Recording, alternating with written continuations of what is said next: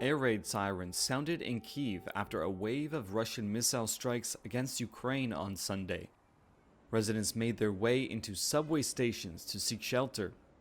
Kyiv said the airstrikes struck critical infrastructure in western Ukraine and that air defenses destroyed about a dozen missiles over the capital. One Russian cruise missile briefly flew about a mile into Polish airspace and stayed there for 39 seconds, according to Poland's defense minister.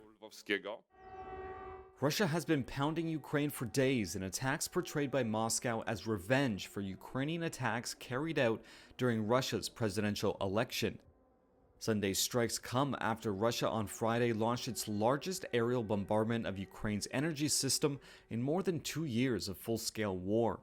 Ukraine's state energy firm Naftogaz said an underground gas storage site had been hit in the attacks on power facilities. On Sunday, Ukraine ramped up imports of electricity and halted exports. Naftogaz said delivery to customers had been unaffected.